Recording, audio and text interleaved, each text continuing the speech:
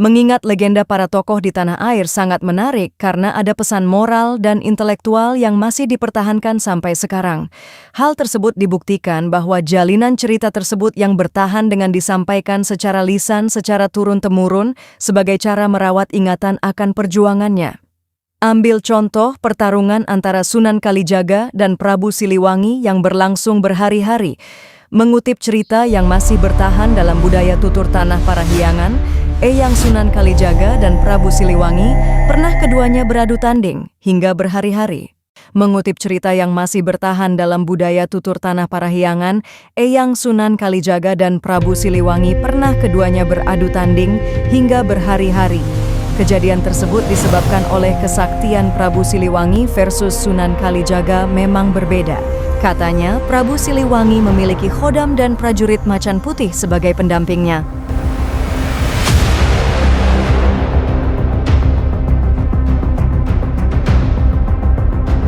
Selain Sunan Kalijaga versus Prabu Siliwangi, kesaktian para ksatria Cirebon utusan Sunan Gunung Jati juga turut diuji dalam pertempuran itu.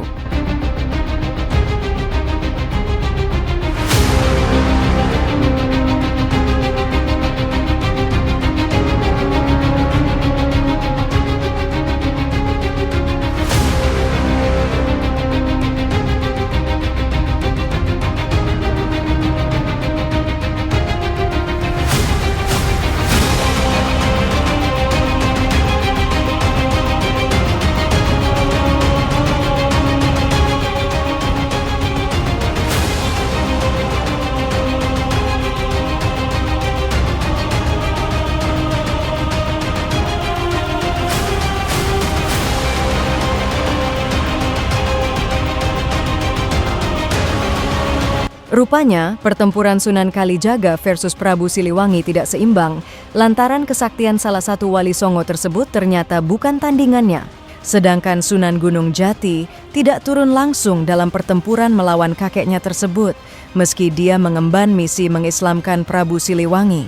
Sebenarnya Sunan Gunung Jati ingin secara baik-baik mengajak Prabu Siliwangi agar masuk Islam, namun ternyata hal tersebut tidak bisa berjalan mulus, hingga akhirnya Sunan Gunung Jati mengutus Sunan Kalijaga bersama sejumlah rombongannya. Namun, Prabu Siliwangi ternyata tidak mudah ditaklukkan. Selain sakti mandraguna, juga memiliki kemampuan strategi perang yang amat baik, sehingga benar-benar tidak mudah ditaklukkan. Waktu itu, Sunan Gunung Jati diriwayatkan mengirimkan Sunan Kalijaga, Pangeran Arya Kemuning, Nyi Mas Gandasari untuk mendatangi Prabu Siliwangi. Pertempuran dan adu kesaktian Sunan Kalijaga versus Prabu Siliwangi tidak terelakkan. Namun rombongan dari Kesultanan Cirebon tersebut berhasil dipukul mundur. Dengan karomah yang dimiliki, Sunan Gunung Jati akhirnya mendapatkan petunjuk bagaimana menaklukkan dan mengalahkan Prabu Siliwangi. Kabarnya menggunakan tombak yang dipinjam Nyi Roro Kidul. Dan hasil dari hidayah yang diterima oleh Sunan Kalijaga tersebut memang membawa sebuah keajaiban bagi Sunan Kalijaga khususnya. Kemudian bisa menang melawan Prabu Siliwangi yang banyak orang tahu memang sangat sulit dikalahkan karena Prabu Siliwangi pandai dalam menyusun strategi untuk mengalahkan musuhnya dengan mudah. Dari kisah tersebut tersimpan pesan berusaha keras dalam membuka kelemahan lawan tanding dalam pertarungan.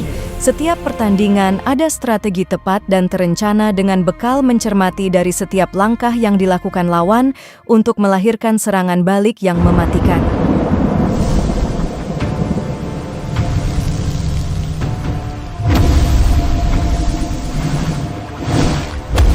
Rasakan pambuang! Ilmu itu tidak akan menang. Keseimbangan akan terjaga. Sampai jumpa lagi ke video selanjutnya. Ayo berikan semangat dan dukungan ke channel ini. Caranya mudah sahabatku, tinggal like, subscribe, dan aktifkan notifikasi loncengnya. Nanti biar gak ketinggalan video cerita yang menarik hanya di Semua Cerita tentunya. Terima kasih. Assalamualaikum warahmatullahi wabarakatuh. Sampai jumpa kembali.